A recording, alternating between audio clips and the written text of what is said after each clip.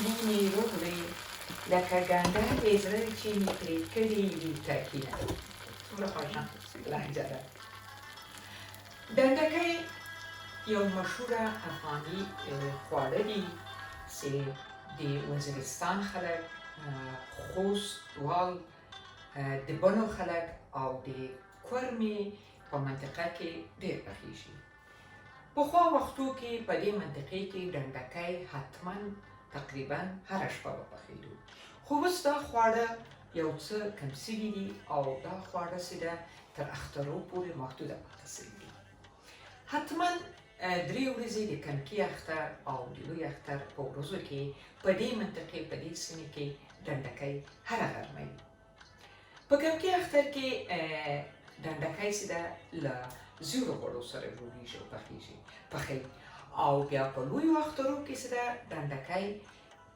له یو شوروا سره پخېږي حتما به شوروا نو ښه ټینګه شوروا وي او خوندوره به وي پیاچوي او خوري خو زه به اوس تاسو ویرکو ته دا ډنډکی د نتکۍ پخلنځي کې چې نن یې وړاندې کومه خدای دې وکړي چې د تاسو دا طریقه چې زه تاسو ته یې وړاندې کومه خوښه شي او دا نننۍ طریقه چې ده دا له غوړو سره ده البته نه کوچوړه اخلم نه زیړ غوړي لرم او نه هم شوروا نو که چیرې په دې کې موافقه سوم خوندوره ښه راغله او تاسو لیدونکو خوښه کړه حتما زه تاسو ته ډنډکی له شوروا سره هم وړاندې کوم نو ویلکو را سره اوسئ ویډیو لایک کړئ سبسکرایب یې کړئ او لر افغانانو ته یې ورسوئ لهجې ډېرې خوندورې دي دوستانو خصوصا کومه لهجه چې ډېره ما باندې ما خصوصا په ما باندې شخصا ډېره په غوږو ښه لګېږي هغه د خوستوالو او د وزیرو لهجه نو تل دې وي ټول افغانستان او ټولې لهجې که لر دی که بر دی د موږ مورنۍ خوږې ژبې خوندوره لهجه ښایسته لهجې دي البته ځینې یې لږ سخته دي لکه دا لنډۍ خدای دې کړي چې ما سمه وي ښه نو د ډنډکي لپاره چې دلته ما راخیستي دي تاسو یې وینئ دوستانو په دې ګیلاس باندې صرف په دې ګیلاس باندې ما راخیستي دي یو ګیلاس هم غټې وریځې دا شولې وریځې البته غټې وریځې په افغانستان کې خوندورې وي په دې چې ما یو وارې د لغمان وریځو خوړلې وې غټې شولې وریځې هېڅکله مې هغه د لغمانۍ وریځو خوند نه دي وریځې ډېرې خوندورې خو دلته په اروپا کې په دغه رقم کوټیانو کې دي دا غټې وریځې چې موږ یې اخلو او پخوي دا هم د مسافرو ویرکو ته مې دا راواخیسته چې فکر مې ورته او دې نه علاوه له دې وریځو نه علاوه چې دا ما ورته راخیستي دي می هم په دې ګیلاس باندې نیم ګیلاس مې درسره راخیستې هغه وریځې ډک ګیلاس او می هم نیمایي ګیلاس نو اوس به وګورم چې زه دا څنګه پخوم راسره واوسئ دې دیګي کې مې اوبه کېښودلې او اوبه به ور واچوم ایښودلې اوبه دي البته فرق نه لري او دې کې به زه می ویشوم می مې تیارې مینځلې اوس به می پسې ور واچوم او دا به پرېږدم چې ویشي او دا می نرم شي او درجه به هم یو څه ټیټه کړمه شپاړو ته مې راوستله او دا به په دې ملایم اور باندې څوکه څوکه ایشي او دا می به پخې شي او دلته هم اوبه اچومه او ورپسې هم دا وریځې ور اچوم البته وریځې او می ما خشتې کړي نه ول لیدونکو تاسو خپله خوښه کې خشتې کوئ هم کولی شئ یو 2 ساعته یې خستې کړئ دا وریځې زه فکر کوم دا خارجي شولهیي وریځو ته ضرورت نشته ښه او اوس به اور ته لاندې بل کړم دلته تاسو ولیدل چې ما می جلا په دیګي کې کېښودلې او وریځې مې جلا کېښودلې په دیګي کې کولی شئ تاسې دا ګرم وکړئ د ما په نظر البته یو وارې ما دا کار کړی و یو څو ورځې مخکې مې یو ډنډکی وړاندې کړو هغه البته ډېر داسې هغه نرم شو ډنډکی وای باید داسې لږ څه کلک نو اوس ځکه یې بیل کوم خو تاسې کولی شئ د بخار کې هم همدا خواړه پاخه کړئ البته خو ما دا بیل بیل و داره پخته کړل او وریځې جلا یې شومه او مالګه هم ورچوم د وریځو ته یوه ډکه قاشقه مالګه وریځو ته راچوم او د مویو ته به هم داسې یوه اواره قاشقه مالګه ور واچوم.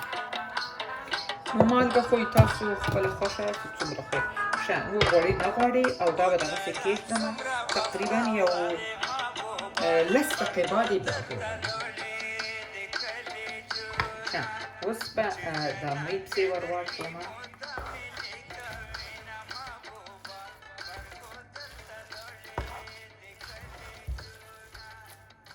او اوس مې زده کړو نو ډنډکی اتې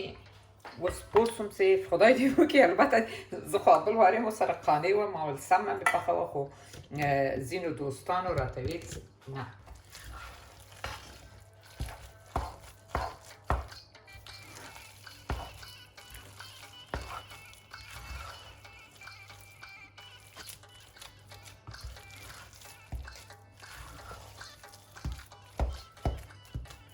اوس به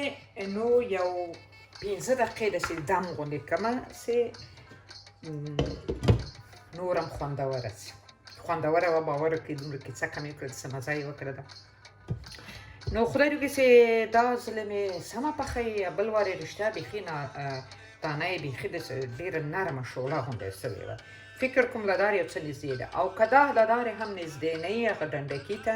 نو د ما یوه خبره ومنئ چې دا خارجي وریځې دي دا اروپايي وریځې دي دا ته به نو موږ تر دې زیاتې زه نسم کولی نه پوهېږم کنې اوبه مې هم کمې ور واچولې. انشاءالله زه به د دې ډنډکي د پخولو لپاره یو وارې که وطن ته ولاړم حتما او حتما خوست ته ځمه او خوستوال به راته یو ښه کښلی ډنډکی پخوي او ګورم به یې تر زده کوم به یې د خوستیو خوند. نو 10 دقیقې بعد یو 15 دقیقې بعد یې نو بیا په غوري کې کېږدم. ښه دوستانو ډنډکی خو ما په دې شکل سره اوس جوړ کړو نو خدای دې وکړي چې له دارې د تاسو خوښ شي او په رقم سره ما جوړ کړی او اوس مې ورته غوړي سره کړل البته زیړ غوړي لا کوچ او پکې وریژې خو ما دا د چا خبره ساده غوړي واخته زړه کړل او